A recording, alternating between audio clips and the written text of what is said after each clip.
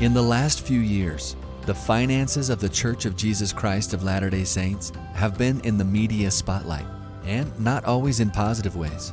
It's no secret that the church today has amassed an impressive financial reserve to ensure the accomplishment of its purposes. But it was not always so. There have been some narrow straits through which the church has had to pass to get where it is financially today. It's quite compelling history, actually, which is why we wanted to dedicate a whole series to exploring this fascinating and important topic. In today's episode of Church History Matters, Casey and I go back to the beginning of church finances to explore the undergirding principles in the original revelations that have gotten us to where we are today. And among them all, there is one particular principle that looms larger and is more responsible for the church's financial success than any of the others, and that is consecration. A law shrouded with some degree of mystery and confusion in the minds of some. So, in this episode, we want to at least begin dissecting what this law is and what it isn't. So thanks for joining us. I'm Scott Woodward, a managing director at Scripture Central, and my co-host is Casey Griffiths, also a managing director at Scripture Central. And today, Casey and I dive into our first episode in this series about consecration and church finance. Now let's get into it. Hello, Scott. Hi, Casey. What's going on, my friend? Not much. Just general excitement to talk about our subject. We're starting a new series today. Yeah, you always seem pretty excited for whatever we're going to talk about. I get the sense that you're a fan of church history, Casey. And you as well, Scott. Hence this podcast that we invest so much time and effort into. I don't think we'd be doing this if we didn't think this stuff was kind of fun or interesting or neat or anything like that. I think we think it's neat, and we also think it's important. Yeah. And so, yeah, this is fun. But I'm up on a new level today because this is something I've wanted to talk about since we started doing the podcast. Oh, a new level of excitement. Oh, if that's possible, I'm already super excited. But yes, what we're going to start our new series on, the tentative title of the series is Consecration and Church Finance, which I like to talk about. And in my classes, maybe it's because the university I teach at has big accounting and finance programs, but they're excited to talk about it when it comes up. And I think it's also, is it fair to say that church finance has become kind of controversial in the last few years, that there's been a few things? Yeah, this has become kind of a hot topic. You're hearing more and more about church finance, and I've noticed more and more members of the church having more and more questions about this. And so I think this is timely. I think this is a great time to do a series on church finance. Absolutely. Yeah. And the reason why we titled it Consecration and Church Finance is because it's really difficult to understand the current finances of the church and the way the church operates without understanding the history behind how the church developed. Yeah. The church was always a frontier church. The church was always more than a go to church on Sunday kind of church. Mm-hmm. They were involved in a lot of things and a lot of financial ventures. Yeah. And in order to understand why the church is so involved in those things, we kind of have to understand the law of consecration and how it's been practiced throughout the history of the church as well. Yeah, so it sounds like maybe we should start there. Let's start with the law of consecration, because that was the very first financial commandment ever given to the church, correct? Yeah, I mean, outside of general remember the poor and look after them kind of commandments from the Lord, which are found through all the scriptures. That's one of the reasons why Christianity appeals to me, is there's this thread throughout the scriptures that the Lord was always kind of looking out for people that were on the fringes, people that were struggling, the widows and the fatherless in the Old Testament. And since the church is very, very much centered around the Bible and early church members are very involved in the Bible, we would be surprised if they didn't pick up on some of these threads. Yeah, so maybe we can call this the first really clear financial commandment to members of the church, like to live as a whole. Yeah. Specifically given to the church outside the general principles of common Christian goodness and helping out the poor. But this is like, here's how we raise money for church needs and to take care of the poor. That's fair to say. But Casey, do we still live the law of consecration today? I mean, is this even something that members of the church today need to be concerned about? Because didn't that go away a long time ago? Or? So what's the deal with consecration? Why is it relevant? What's the deal with consecration? Well, Scott, I suspect you know the answer to that. You're just Stirring the pot a little bit. Yeah. stirring the pot a little bit. And yeah, I mean, when it comes to do we still live the law of consecration, I mean, the obvious thing to point out is that if a person goes to the temple and goes through the endowment, one of the 5 covenants a person commits to live is the law of consecration. And so it drives me crazy when people say, well, we used to live the law of consecration, but it was too hard. So the Lord gave us a lesser law, but someday we'll live it, because another covenant we make in the temple is the law of chastity. What if somebody said, we used to live the law of chastity, but it was too hard. So the Lord gave us a lesser law, but someday, we'll get there, but it's just not realistic right now for us to do that. I don't think there's ever been a period in the history of the church when we've really backed off on consecration. It's a thread that goes all the way through from the very early periods of the Restoration right down to the present. And like we said, it's something that has to be understood in order to understand church finance. So the law of consecration isn't just something in our church history in the past, nor something to look forward to in the future, maybe when we can get our act together and Jesus comes again. But this is something that from the very beginning has been there, never gone away. We're still commanded to live it, and we expect to continue to live it for forever, right? Yeah. But that confuses people because we don't always, some of the ways that church history stories are told about how consecration worked, doesn't look anything like what we do today. So how could this be true? How could we still have to live the law of consecration? Are we going to talk about that? I think so. And part of the misunderstanding is we obviously don't live consecration the way they did in the early Restoration. But we don't really do anything the way they did in the early Restoration except read the scriptures and pray. I mean, missionary work is totally different. The temple ceremonies, when the endowment was originally introduced in Nauvoo, it was 8 hours long, according to one source. Now we've got it down to 2. And one thing to understand about the way the church operates is that practice is different than the principles that it's based on. So how they lived consecration in the early Restoration is not the same. I mean, they didn't have printed money. Yeah. The government minted coins in the 1830s, but it didn't print actual dollar bills. So obviously they're on a different kind of financial system than us. And so we would expect that today we do things a little bit differently than they do. So I would argue that the doctrines and the principles of consecration have never been rescinded. Yeah. The practice, though, has changed quite a bit.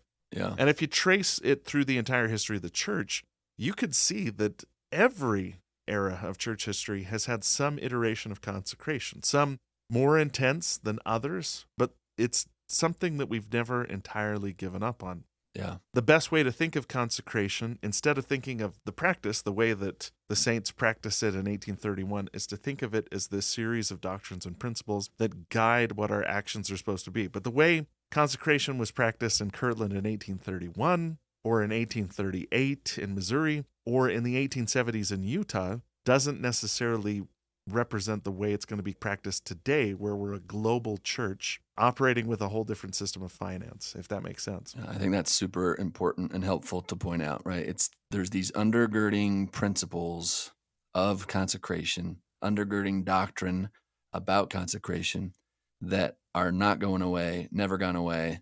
But the way that it looks, the forms, the systems, those have changed quite a bit since Joseph Smith's day, and we may continue to see them change.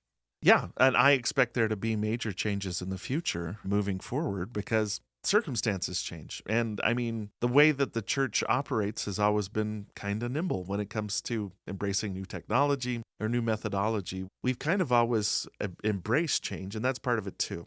This is a quote from Boyd K. Packer I share in my classes. He said, "Changes in organization or procedures are a testimony that revelation is ongoing.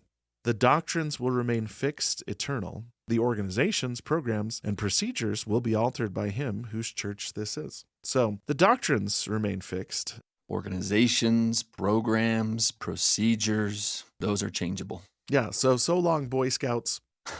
Here comes our new youth program, Yeah. we would expect the same kind of dynamic approach to the way the church does its finances, with the understanding that there are some laws, principles, and doctrines that are fixed that don't change. Yeah. But our understanding of those can alter and evolve as well.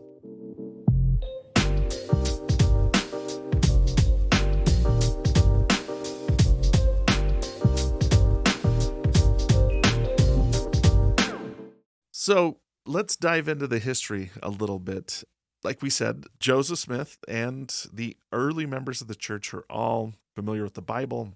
They know that the Lord wants them to take care of the poor and look after the needy. And inasmuch as you've done it unto the least of these, my brethren, you've done it unto me. But the thing that they're also searching for is kind of a systematized approach to this, a guideline way to do it. And what kind of leads them down this road towards wanting to live in a consecrated manner? Yeah, I think we need to start way back in 1830, same year the church is organized. In the aftermath of the Lamanite mission in Ohio, on their way to the Native Americans out on the outskirts of the United States and across the border there, they stopped in Kirtland, Ohio. There was massive conversions there. Maybe we need to do a whole series on just the Lamanite mission or missionary work in the church at some point because there's so much history here. But the upshot is there was this really important convert named Sidney Rigdon that joins the church in Kirtland. The church in Kirtland begins to swell and grow. Meanwhile, Sidney wants to meet Joseph Smith, and so he travels to New York, meets Joseph Smith, and shortly after they meet, Doctrine and Covenants 35 is given, where the Lord basically connects Joseph and Sidney at the hip. He tells Sidney, among other things, that he should become Joseph's scribe for the Bible translation project that Joseph was then beginning, kind of in the early stages of the JST. And so Sidney Rigdon becomes his scribe, stays in New York with Joseph for a few months. And shortly after they begin work together, the Enoch Revelation is given. Ooh, the Enoch Revelation. Da-dum. That sounds either inspirational or ominous. I can't decide, but tell us a little bit about the Enoch Revelation, what that was. The Enoch Revelation. Yes, it's actually so significant and foundational to the restoration. It doesn't get enough love, honestly. It sets things in motion in such a way as to really get us to where we're at today in so many ways. So the Enoch Revelation is really Moses chapter 6 and 7 today in our Pearl of Great Price. And it adds 116 verses of detail to the Enoch story. It's where we learn about the city of Enoch, that he established a city of holiness that was called Zion. It's where we get the famous verse in chapter 7, verse 18, where the Lord called his people Zion because of 4 markers. Here they are. Number 1, they were of one heart. Number 2, one mind. Number 3, they dwelt in righteousness. Number 4, there was no poor among them. And those 4 cornerstones of the Zion community are super significant, and they become very impactful moving forward here. The people of the city become so righteous, that we learn, that they eventually walk with God. God comes and dwells in the midst of Zion, and then eventually God receives the entire city of Zion up unto himself. They're literally taken up into heaven, the account says. They are preserved to return to this earth together with the Lord during the second coming at the beginning of his millennial reign. So like big business here. Right. And the way this impacts church history is that right after the Enoch Revelation is given, the Lord tells Joseph and Sidney in D&C 37, okay, stop the translation project. Tell the New York Saints to gather to the Ohio. When Joseph makes that announcement, January 1831, the New York Saints, I can imagine them kind of blinking a little bit, looking at each other side-eyed, and then some brave soul raises their hand and says, Brother Joseph, could you tell us why we need to uproot from New York and move to Ohio? And Joseph says something like, I'm actually not sure. And then he actually prays right there in that conference. And John Whitmer gives us the account here, and he says that Joseph, right in front of everybody, asked the Lord, why do you want us to move to the Ohio? And that's how we get Doctrine and Covenants 38, received right in front of the congregation there, wherein the Lord explains that he calls himself the God of Enoch. The God of Enoch is asking you to move to the Ohio for a few reasons, among which he outlines are to help you increase in righteousness, help you become one, and help you to learn how to eliminate poverty from among you. It's like, okay, I see what he's doing here, right? Right. The God of Enoch, in the immediate aftermath of the Enoch Revelation, seeing a picture of the kind of ideal society, one heart, one mind, dwelling in righteousness, no poor among them, the Lord immediately pumps the brakes on the JST and says, all right, okay, team, you had the vision. All right, now move to the Ohio where we're going to teach you how to do this. His exact words were, if you will go to the Ohio, there I will give unto you my law, and I will endow you with power from on high. That's the promise that he gives them. I will give unto you my law, and there you shall be endowed with power from on high. This law, we find out later, has everything to do with learning how to become a Zion people. Mm-hmm. And so what Joseph and Sidney first learn about there in the Enoch Revelation, about how God, through Enoch, gathered a people out from among the wicked to one city, where the Lord eventually came and dwelt among them because of how they lived. We start to see that God wants to bring that pattern back and implement it in the latter days. The God of Enoch, he announces in D&C 38, is now calling this little group of saints to gather out from among their enemies, he says, to learn how to live his law so that they can qualify for the King of Zion to come and dwell among them. Like history is repeating itself here, Mm-hmm. right? And that's the impetus for why the saints in New York gathered to the Ohio. And then once they get to the Ohio, the Lord is very quick in fulfilling his promise to give them the law. And that's where we find the law of consecration. Nice setup. You teed us up here. The law of consecration is sort of spread throughout the entire Doctrine and Covenants. However, if you wanted like a quick primer on it, section 42 is where you're going to go to. Yeah. And that, section 38, you laid it out perfectly. Section 37 is so short. Yeah. It's just a couple verses that says, gather to the Ohio. No explanation. Yeah, no explanation, just do it. Then section 38 is much longer, and it kind of has these two things. If you go to the Ohio, you'll receive my law, and I will give you an endowment with power, which again shows that this idea of a temple and consecration are linked to each other intrinsically from the beginning. And I always ask my students to look in D&C 42, which is the law that was received. Mm-hmm. Look in D&C 42 through the lens of Moses 7, verse 18.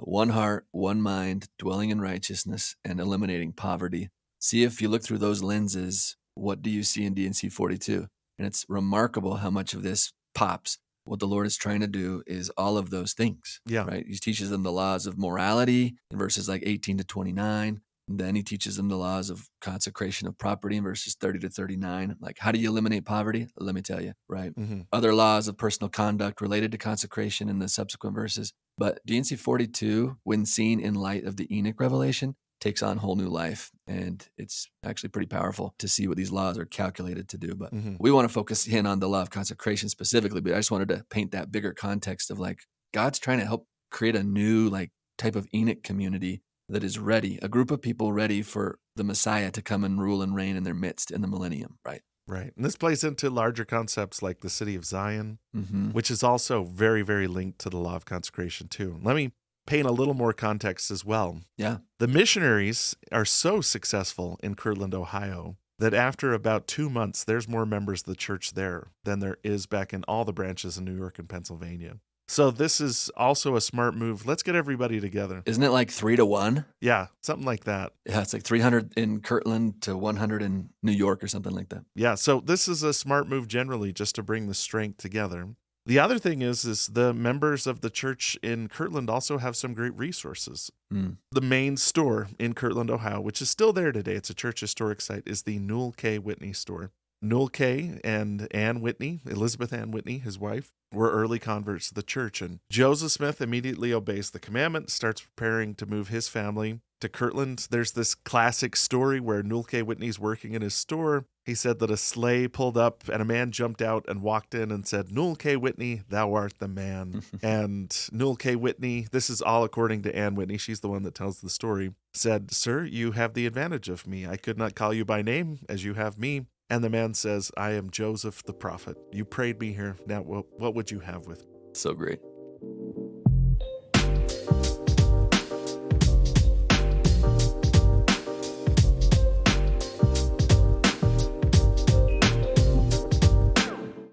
In the Kirtland community already, there's a group of committed Christians who are already trying to live the law of consecration. Mark Staker's done some great work that show that as early as 1829, there were already efforts in Kirtland to live some form of consecration. these people obviously weren't inspired by the restoration. They're reading the Bible. They're reading passages like Acts 5, where it said the disciples had all things in common. And when the missionaries come and bring the Book of Mormon, you've got passages like 4th Nephi, which says the disciples had all things in common. And they believe that this is the right way to go. But it seems like there was a ton of good intentions and not a lot of good structure among the way they were living. In fact, a lot of the efforts to live consecration are linked to a man named Isaac Morley, one of the great men of the early church. Isaac and Lucy Morley, who Isaac is this veteran of the War of 1812. He has a prosperous farm on the outskirts of Kirtland. And this is the way one non-Latter-day Saint history from the time describes it. They wrote, Isaac Morley had contended that in order to restore the ancient order of things in the Church of Christ, it was necessary that there should be a community of goods among the brethren. And accordingly, a number of them removed to his house and farm, and built houses, and worked and lived together, and composed what is here called the Big Family. The Big Family. Which at that time consisted of 50 or 60, old and young. So the Big Family, and that seems to describe the extent that they tend to organize. Isaac Morley and Lucy Morley are just real generous, like, hey, come and live on our farm, and we'll act as a family. But this sort of unstructured form of consecration causes major struggles. And they're not the only ones trying to do a communal living type of a thing during this time, right? Like there's other groups that are out there, other typically Christians. There's a group of Shakers. There's groups of people who, some of them are called the Owenites, following this guy named Robert Owen and his efforts to reform and to live communally in preparation for a millennial era. I mean, like this stuff is kind of in the air, and Isaac Morley thinks it's beautiful, and they're trying to live it on his farm when the Book of Mormon shows up in Kirtland, Ohio. Just down the road in Shaker Heights are the Shakers, who are living a form of communalism. Yeah. And so it's a thing that's happening. But like we said, it seems like it was troubled. For instance, when the New York members of the church started to show up, they're not too keen on this idea. John Whitmer, who later is appointed as the church historian, described it this way in his history. He said, the disciples had all things in common, and were going to destruction very fast as to temporal things. Therefore, they would take each other's clothes and other property and use it without leave, which brought on confusion. And so it's not structured, right? And there's that story of Levi Hancock in the winter of 1831. He comes to Kirtland with the saints, and he says, while I was in the room at Father Morley's, as we called him, Herman Bassett came to me and took my watch out of my pocket, and he walked off as though it was his. I thought he would bring it back soon, but I was disappointed as he sold it. I asked him what he meant by selling my watch. Oh, said he, I thought it was all in the family. I told him I did not like such family doings and I would not bear it. Man, and it's on point that years later, he's naming the person by name. And saying, this guy, Heman Bassett, he's the worst. The worst. I mean, the example I use is when my roommates and I first came to BYU in the fall of 1996. We tried to live the law of consecration. We were like, hey, we're all good people. So if you want to drink my milk, drink my milk. If you want to eat my ramen, eat my ramen. Mi ramen es su ramen. Yeah, that broke down after about a week. Because, you have that one roommate that stays home and never goes to class. Oh, man. And they're eating all the ramen. And you have another roommate who never pitches in when you're buying food. And I remember after just a couple days, someone had labeled their milk and thinking, man, we couldn't even make it 2 weeks living the law of consecration. But it was because we misunderstood what consecration was to begin with, and we had no structure. Yeah. So when Joseph arrives in Kirtland, he receives Section 42, which provides structure to the law of consecration. So let's take your good intentions, and now let's come up with a system to sort of channel those good intentions in a way that's fair and equitable for everybody that's involved. And so Joseph gets Section 42, which the early saints call the law. And at the heart of the law is the law of consecration. And Joseph says in his history, the plan of common stock, which had existed in what was called the family, whose members generally had embraced the everlasting gospel, was readily abandoned for the more perfect law of the Lord. Like you're saying, the structure of DNC 42, particularly as it has to do with consecration of property, super helpful. Yeah. And they readily abandoned their non-structural mess on the Morley farm for this more perfect law of the Lord, as Joseph says. And the law in Section 42 really is a series of laws. The earliest manuscripts of the Revelation show that they were asking questions. So they were asking questions like, hey, should we all gather here right now? or what should we teach, or what are the laws of the church? And then they do ask about consecration. So the law of consecration in section 42 is basically verses, start around verse 30, and it goes up to about verse 42. And this is, again, kind of the basics of consecration. They're going to have more principles put upon them. But you can argue that in these 12 verses, the basic principles of consecration that we still follow today are contained therein. Yeah. And if that's the law, then the heart of the law is verse 30, which says this. It says, "Behold, thou shalt consecrate all thy properties, that which thou hast unto me, with a covenant and a deed, which cannot be broken, and they shall be laid before the bishop of the church." That's not what my verse 30 says. I'm reading the earliest version of the Revelation. So let me good, actually. good. I was about to talk about this. Scott thought I was revising the Doctrine and Covenants I on was my like, own. Casey, what are you? What version do you have? Okay, I was just trying to follow along. Well, and you are great at like picking out little words and things too. And so let me explain. All right, the earliest manuscripts of section 42, the wording is, "Thou shalt consecrate all thy properties, that which thou hast unto me, with a covenant and deed which cannot be broken." And the inclusion of the word "all" sort of leads you to believe that every single item of property possessed by an individual would be submitted to priests and leaders. Now, in 1835, when the Doctrine and Covenants was published, they clarified this so that instead of "consecrate all thy properties," it's "consecrate of thy properties." Oh, okay. So now it says, let me read what it says now. Now it says, "Behold, thou wilt remember the poor and consecrate of thy properties for their support, that which thou hast to impart unto them, with a covenant and a deed which cannot be broken." Okay, so yeah, of thy properties rather than all thy property. Yeah, big difference between the two, right? And I think you could argue that they both say the same thing, Sure. but there's a little bit more flexibility. And this just kind of shows, I mean, this is how the sausage is made, right?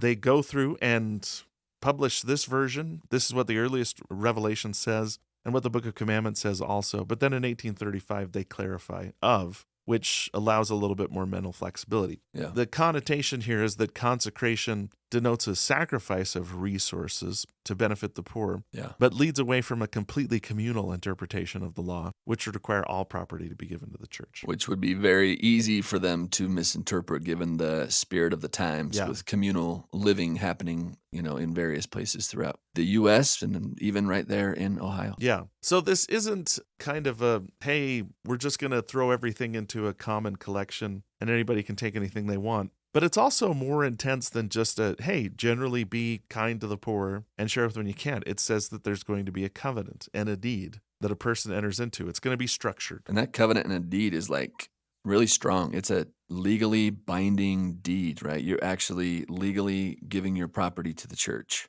They would write these out, right? There's examples we can see of, there's like forms they would fill out to consecrate, right? Kind of fill in the blank forms, be it known that I, and fill in your name, hereby consecrate of my property the following items to the bishop of the church, and then they would list their items. And this was like a legal deed that basically made it so that they no longer owned that property, right?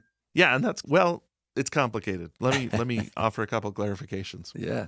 The next verse says, "Inasmuch as ye impart of your substance unto the poor, you will do it unto me, and they shall be laid before the bishop of my church and his counselors, 2 of the elders or high priests, such as he shall appoint, or has appointed or set apart for that purpose." So you did go to the bishop, and on these early forms that we can see, you would consecrate what you had to the bishop. So the way these forms look is, I've got Levi Jackman's. You just brought him up, but I've got Levi Jackman's form of consecration before me. Yeah. And the form has certain parts that are You printed. actually have his form in front of you right there. I'm looking at it right now. Holy smoke. "Be it known that I, Levi Jackman of Jackson County, state of Missouri, having become a member of the Church of Christ, organized according to the law established by the revelations of the Lord, on the 6th day of April 1830, do of my own free will and accord, having first paid my just debts, grant and hereby given to Edward Partridge." Edward Partridge is the first bishop of the church. He's actually called in section 41, the Revelation right before the law is given. said church the following described property. And then it's not going to take long to read Levi Jackman's property. Why is that? Because he wrote, this is where the printed form ends, and then Levi's own writing, sundry articles of furniture valued at $37, and also 2 beds, bedding and feathers valued at $44.50, and also 3 axes and other tools valued at $11.25, and that is the end of the list for Levi Jackman. So this guy doesn't have a ton of stuff, right? Not much. But to his credit, he consecrates all that he has to the church. And at that point, once the bishop had basically made a catalog of what you were consecrating, they would be given a stewardship. So now go down in section 42 to verse 32. And he says, every man shall be made accountable unto me, a steward over his own property, or that which he has received by consecration, as much as is sufficient for himself and family. And so there was private property under the law of consecration. It wasn't like the big family where Heman Bassett comes in and takes Levi's watch and walks out. Once a person had been given a stewardship, they owned that stewardship. Person couldn't come into your house and take your goods or materials because it was your stewardship. You owned it, essentially. But wasn't it more like a legal deed of lease rather than ownership? Because I think the church still owned the property. Yeah. And leased it back to you as like a legal deed of lease. As we look at those leases that we have, that we still have in our possession, I have Titus Billings here, for instance. Mm-hmm. This is the deed back. It says, be it known that I, Edward Partridge of Jackson County, state of Missouri, bishop of the church, organized according to the law, have leased and by these presents do lease unto Titus Billings of Jackson County and state of Missouri, a member of said church, the following described piece or parcel of land, and then various sundry articles of personal property that Titus Billings had just consecrated to the church. The language of the deed back is that he has leased it and that he has loaned the following described property. So actually the church continues to own the property, but it has been given to you, as the language of the Revelation is, as a stewardship, which we would say today in legalese, a lease or a loan of land and property. So this is a pretty faith-demanding exercise to legally deed all of your property to the church and then receive it back through a lease or a loan, in addition to more property, typically speaking. Like Titus Billings here deeds a bunch of property to the church, and then he receives all that property back as a loan, plus 32 acres of land. So he actually comes out on top on this deal because he gets 27 acres of land back that he did not consecrate as a lease. And so that spells a very strong faith-based exchange between church member and the bishop in terms of consecrating your property. So you're actually relinquishing your legal right to the property, which might sound like, holy cow, but today the same thing happens as we pay tithing or give anything else to the church. Like once you give it, once you donate it, it's no longer yours. You can't get it back. You can't say, actually, I changed my mind. Like you are legally giving your property away. When you understand it in that light, like this requires real faith. It would actually purify the heart deeply. At the same time, too, I would emphasize it wasn't as loosey-goosey as the big family appears to have been. Not at all. Yeah, it's very legal and structured. A stewardship was treated as private property. Even if it was an official lease from the church, you couldn't have someone come up and just take your horse if it was part of your stewardship, because you were the steward over that. Yeah. And it was your job to work it out. And the text of the Revelation actually does basically say that there was a little give and take. For instance, go down to verse 33. If there shall be properties in the hands of the church or any individuals of it, more than is necessary for their support after their first consecration, which is a residue to be consecrated unto the bishop, it shall be kept to administer to those who have not, from time to time, that every man who has need may be amply supplied and receive according to his wants. And so this seems to suggest that the basic aim of the consecration was to meet needs, that you would take care of a person's basic needs. Let's make sure everybody's got food, clothing, shelter. Let's make sure that nobody's starving to death. But at the end of that, he also says, if there's residue left over, we can take care of a person's wants, which seems to suggest that it's not just about bare level subsistence either, that if everybody's taken care of, then we can reassess and sort of say, hey, we have all your needs taken care of. Now, what do you want? And from that, we could deal with that. Yeah, I like the phrase there in verse 33 that every man who has need may be amply supplied. Yeah. Right. This is a law of abundance, not a law of scarcity. Yeah. Right. This isn't people standing in long lines waiting for watered down soup. Right. This is, if everyone lives this and consecrates, then everyone's needs are going to be amply supplied, and we'll also be able to receive according to his wants, which may mean things that you want. It could also mean things that you lack, depending on how that word is used. But the point is amply supplied, not barely supplied, not scarcely supplied. Like, this is a law of abundance. Correct. And the documents we have suggest there was a high degree of sensitivity as to a person's needs. For instance, this is a letter Joseph Smith wrote to Bishop Partridge. Edward Partridge, the first bishop, is going to administer this in Kirtland. Joseph wrote, "The matter of consecration must be done by the mutual consent of both parties." So it wasn't the bishop saying, this is how it's going to be, buddy. The bishop worked to achieve mutual consent. He says, "For to give the bishop power to say how much every man shall have, and he be obliged to comply with the bishop's judgment, is giving the bishop more power than a king has. And upon the other hand, to let every man say how much he needs, and the bishop be obliged to comply with his judgment, is to throw Zion into confusion and make a slave of the bishop.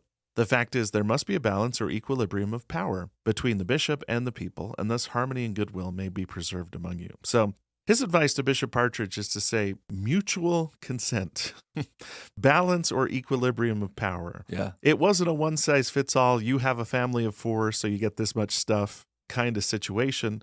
Bishop Partridge had to put in a ton of work to find out what the different needs and wants were of each family, and then figure out how to move forward from there. Yeah, that's huge. Agency must prevail on both sides.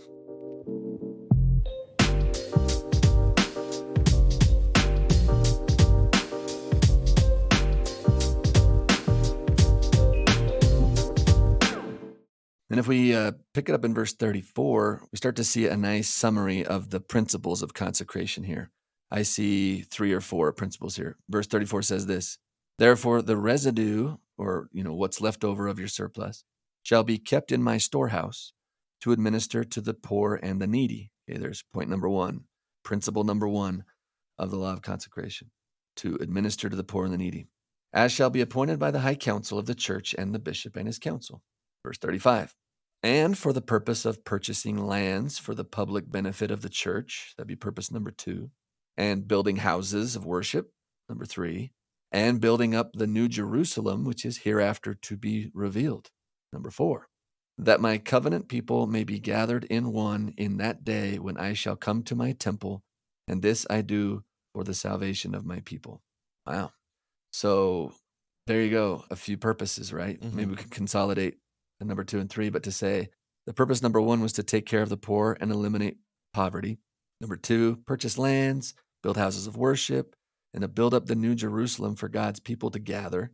And then another one we could go grab in verses 71 through 73 talks about that these funds can also be used to support full-time general authorities and their families as needed. So Bishop Partridge would be a good example of a full-time general authority. Section 41 calls him to be a bishop full-time and even explicitly asks him to leave his employ, to leave his career and become fully dedicated, full-time general authority, right? Mm-hmm. How's he supposed to take care of his family in full-time employ? So verses 71 through 73 also make allowance for general authorities of the church to be supported from that if need be.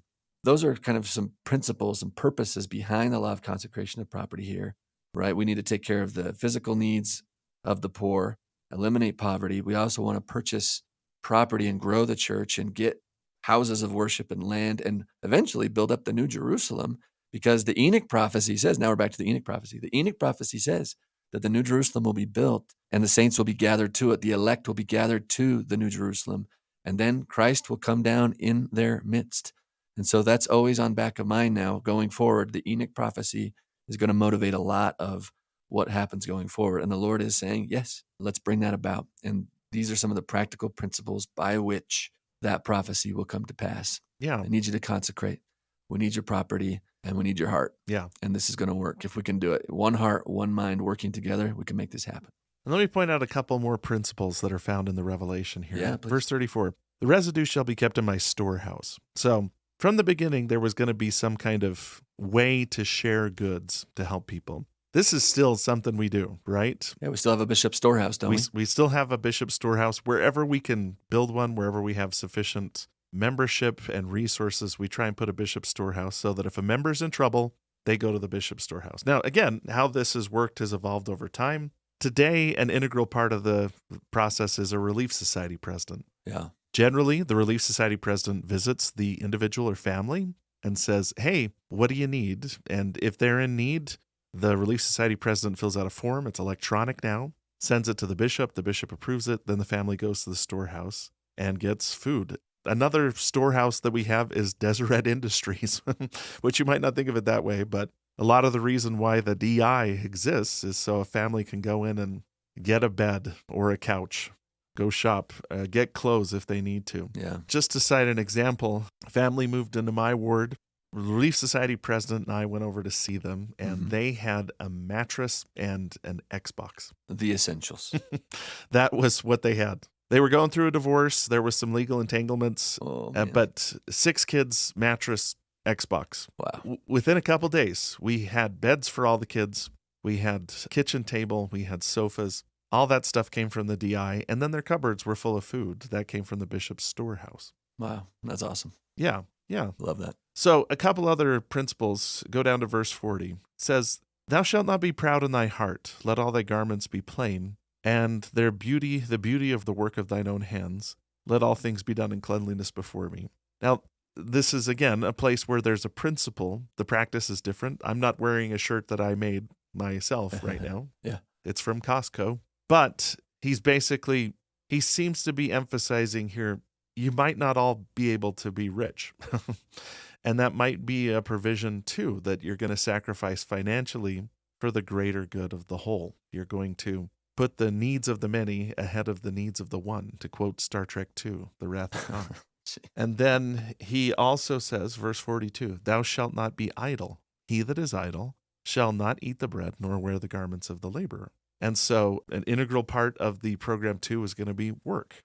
If a person wants to receive welfare, we may ask for volunteer service. We may ask for them to help. If they're not laboring and they're capable of doing so, there might be restrictions placed on how the law is lived. So these are guiding principles which, as we began talking about at the beginning of this episode, continue to guide our efforts to eliminate poverty today, to help out the poor, also to buy property, to buy houses of worship, to build Zion, to support full-time general authorities or mission presidents or any full-time service that somebody is called out of their career. Yeah. To accept a calling like that. If they need a stipend from the church, then these funds can also be accessed to help them out. Like, these principles still are exactly in place. Yeah. The system looks different. Like, you continue to talk about the welfare, right? You keep saying welfare. Now, that wasn't a term that Joseph Smith ever used, the welfare. No. Not in that sense, right? So the systems are going to shift and change, as we mentioned, and yet the principles undergirding it all continue to abide, continue to be what drives every system that any president of the church has endorsed. Yeah, the practice is different, but the principles can be applied widely. For instance, take a look at this quote from Thomas S. Monson. And boy, if there's somebody that knows about church welfare and consecration, it was Thomas S. Monson, right? We'll maybe get into his story a little bit, but he's made a bishop when he's 22, over a ward of 1,000 people, 100 widows. Wow. President Monson took the principle of a storehouse, and he said this. He said, the Lord's storehouse includes the time, talents, skills, compassion, consecrated material, and financial means of faithful church members.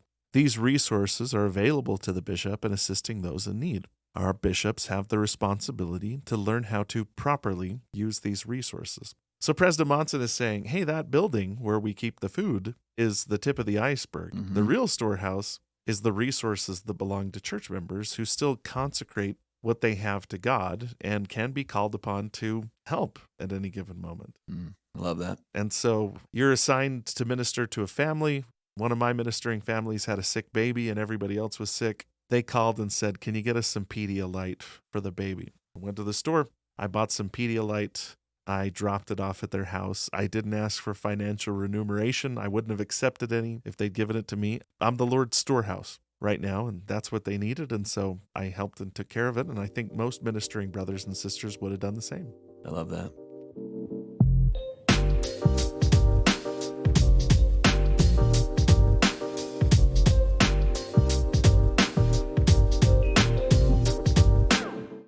I have this from Wilford Woodruff, 1834. It's in his handwriting, so I'm going to try to read this out.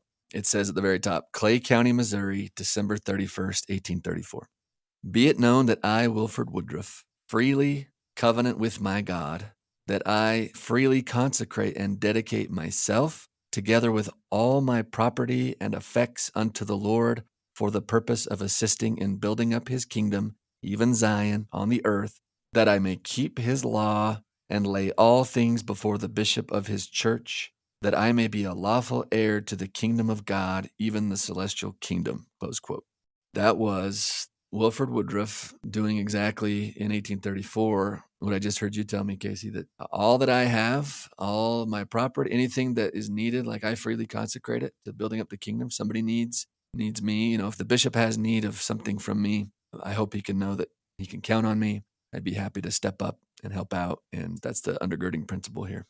And the fact that that's given in 1834, several years after the Law of Consecration was given, shows that this wasn't a quick flash-in-the-pan experiment that they abandoned really quickly. They were sincerely trying to live this during the entire Kirtland period, although there are bumps and ups and downs and problems along the way. Yeah, which we're going to talk about. We'll get there. Yeah. We'll get there. Yeah. And so as these bumps and ups and downs come along the way, a couple other provisions are kind of put into place. For instance, person consecrates all that they have to the church, and then they're given their stewardship back. What if a person no longer wants to participate in the Law of Consecration? D&C 51, verse 5. If he shall transgress and is not accounted worthy to belong to the church, he shall not have power to claim the portion which he's consecrated unto the bishop for the poor and needy of the church. Therefore, he shall not retain the gift, but only have claim on that portion which is deeded unto him. So in practice, if a person chose to withdraw from consecration, church would hang on to what they'd consecrated, but the stewardship that was deeded to them, according to this verse, did remain in their hands. And that was your point earlier, right? That even though this is a lease and a loan, they could ultimately claim it as personal property. Yeah. In this scenario. Yeah. That's important. The example that gets used a lot to describe this is Lehman Copley. And Lehman's a complicated guy, and I'm willing to go a little bit easier on Lehman than I used to be. Okay. Just because I went to Kirtland and I talked to this dear man named Carl Ricks Anderson, who has done a lot of work on Lehman Copley. And Carl and I had a big talk, and he said, hey, Lehman's not such a bad guy. Go easy on the guy. But the story is kind of dealt with in Doctrine and Covenants 54. So if you want to look in Doctrine and Covenants 54, I'll give you the basics of the story. Church members had been commanded to gather to Ohio, and they gathered in groups. Branches traveled together. The Palmyra branch of the church was led by Lucy Mack Smith. The Fayette branch was led by David Whitmer. And then there's the Colesville branch, which consists of the Knight family, some of Joseph's earliest and most faithful friends. They're led by Newell Knight, who brings his group to Kirtland. And when they get there, they're assigned under the Law of Consecration to live on the property of Lehman Copley. Lehman Copley is this more well-off member of the church, but he also has a complex history where he was a Shaker. So he was familiar with communalism, and Lehman actually asked for a revelation about the Shakers. He and Sidney Rigdon and Parley P. Pratt, this is section 49, are asked to go and visit the Shakers and read the revelation. The Shakers completely reject it. The leader of the Shakers apparently really tore into Lehman, and this kind of shook his faith. Ashbel Kitchell. Ashbel Kitchell. Yeah. What a great name, right? What a great name. If I have another son, his name will certainly be Ashbel Kitchell Griffiths. But Nice. The bottom line is that Lehman Copley starts to waffle a little bit. And the Colesville Saints, led by Newell Knight, are already living on his property and already making improvements. And Lehman sort of starts to waver. Yeah, it seemed like Ashbel Kitchell's really lighting into Parley P. Pratt and Lehman watching that happen. And then when Ashbel turns on Lehman himself and says, you should know better, right? And he really kind of lays into Lehman too. Then at that point, it seems like his faith is shaken to some degree in the whole restoration project. And that's when, he's going to I think you were about to say, but he's going to kick these people off his farm, right? Yeah. And the Colesville branch, quite understandably, are not happy about this. I mean, Yeah. they've already traveled all the way from New York. They're really, really working hard to try and take care of the land and make sure that it's improved. This is the way Joseph Knight Jr. later said, "We had to leave Copley's farm and pay $60 damage for fitting up his houses and planting his ground." So they're mad. Newell K. Whitney says, "We commenced work in all good faith, thinking to obtain a living by the sweat of the brow. We had not lingered long before the above-named Copley broke the engagement which he made with us. At this time I went to Kirtland to see Brother Joseph." And that's when they receive section 54 of the Doctrine and Covenants, which is kind of this case study of how you deal with a person who refuses to live consecration any longer. Now, the Lord has some pretty stern things to say to Leman Copley here. Verse 4, "The covenant which they've made unto me has been broken. It has become void and of none effect. And woe to him by whom this offense cometh, for it had been better for him that he had been drowned in the depth of the sea. But blessed are they who've kept the covenant and observed the commandment, for they shall obtain mercy." And then he assigns the Colesville branch, says that they're going to move on to Missouri. They're going to move on to Missouri and help build the city of Zion, which they do. They run into more trouble there. The Colesville branch is amazing. We need to do a whole series just on them. Yeah, they're so good. Yeah, Lehman goes back and forth in church membership over the next couple of years. Again, I'm going to stick up for the guy and say he was a new convert. To have his formal spiritual leader, Ashbel Kitchell, lay into him like that shook him up. Mm-hmm. And it seems like he does repent to a certain degree, though he does end up outside the church. So it's going to be a bumpy road to live consecration, right? The ideals of consecration, which are very, very much idyllic, they're looking towards the best in people, are going to run into the fear and greed and sometimes selfishness that people can exhibit to. Yeah. Lehman Copley's story shows us right there that when you're not of one heart and one mind, then it's hard to dwell together in righteousness and to not have any poor among you. Yeah. Right? Like it starts with that unity piece, united in following the Lord and his prophet. And when that's not in place, then the whole thing breaks down. Right? Yeah. That's what this story shows us. It's like crazy how all those cornerstones of Zion work together, and you can't really do one without the others. Yeah, and honestly, I mean, it does kind of show, if I'm being frank here, a weakness of the law of consecration. Uh-oh. What do you mean? Well, it depends on the goodness of people. Like, it depends on a person honoring their covenants, and everything in the church does, to a certain degree, assume that a person's going to make covenants and honor their covenants. Is that a weakness or is that a strength? I called it a weakness. Maybe I was wrong. Make your case. Why is it a strength? What do you think? Well, because it's without compulsory means was the only thought. Yeah. Like, that seems to be a strength. If it's not with compulsory means, then there's that harmony of feeling. There's a good spirit about it. There's a power that comes into a group of people willing to work together, to sacrifice together, to help each other. And anytime it becomes compulsory, it seems to lose that power and lose that feeling of unity and harmony that comes only from a willing sacrifice. Yeah. When one of my kids does something nice, it fills my heart with like this sweet glow. When they're forced to do something nice, that glow is not there. It is but darkness in my soul. Yeah, I can see how it could be seen as a weakness. Like this only works if the people are willing to work it. On the other hand, that seems to be the strength of this. In the Lord's way, the non-compulsory means that the Lord is all about, like that's the only way this can work. And maybe that's a strength. I don't know. I'm still thinking about that. What do you think? I think you might have saved this story for me. Well done, Scott. I wasn't trying to do that. Because I guess the story of Lehman Copley does illustrate exactly what you said, that consecration was never compulsory. Yeah. It was something that the Lord expected people to do out of righteousness. And again, Lehman had his ups and downs and his good days and his bad days, like we all do. But ultimately, the story does illustrate that, like you said, consecration works when it is something that is freely entered into and freely carried out. And I still see that today, in my own ward, in the places that I've served, so much goodness and so much willingness to sacrifice.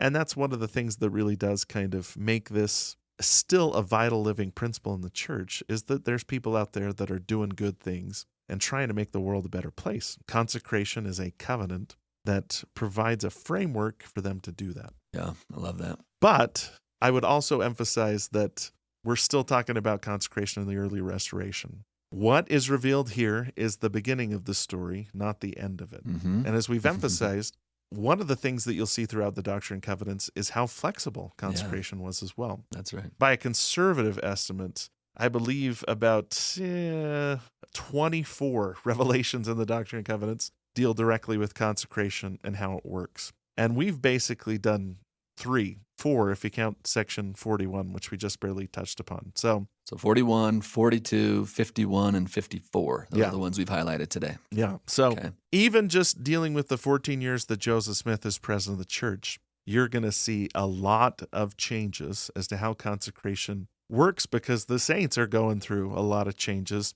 Some of their own choice, the church is growing, and some not of their own choice, the church is persecuted. And they have to sometimes adjust consecration to kind of meet those needs, if you will. Yeah, so next time we're going to continue the story, right? Mm-hmm. We're going to look at the business side of the law of consecration, something called the united firm, which we have several revelations about in the Doctrine and Covenants, which was codenamed the United Order. So a cool story there that we'll get into, the business side of things, which does have a lot of modern parallels to the church today. Some of the business practices of the church will be, I think, illuminated as we understand how this began in the early revelations, how it was implemented then. Really helps us see how the church runs things today on the business side of things, which I think has been the point of much controversy as we open this episode up with, right? Some of the business success of the church actually has been a point of controversy. So we want to get into all of that. Today, we outlined those basic principles of consecration, how it began. Next time, business side. I'm looking forward to that next time. Yeah. And we'll see you next time. Thank you for listening to this episode of Church History Matters. Next week, Casey and I explore the history of the very first consecration-based business ventures of the church, the literary firm and the united firm, or United Order, and how the principles underlying these first ventures laid the foundation for the church's very successful business ventures today. If you're enjoying Church History Matters, we'd appreciate it if you could take a moment to subscribe, rate, review, and comment on the podcast. That makes us easier to find. Today's episode was produced by Scott Woodward and edited by Nick Galletti and Scott Woodward, with show notes and transcript by Gabe Davis. Church History Matters is a podcast of Scripture Central, a nonprofit which exists to help build enduring faith in Jesus Christ by making Latter-day Saints Scripture and church history accessible, comprehensible, and defensible to people everywhere. For more resources to enhance your gospel study, go to scripturecentral.org, where everything is available for free because of the generous donations of people like you. And while we try very hard to be historically and doctrinally accurate in what we say on this podcast, please remember that all views expressed in this and every episode are our views alone and do not necessarily reflect the views of Scripture Central or the Church of Jesus Christ of Latter-day Saints. Thank you so much for being a part of this with us.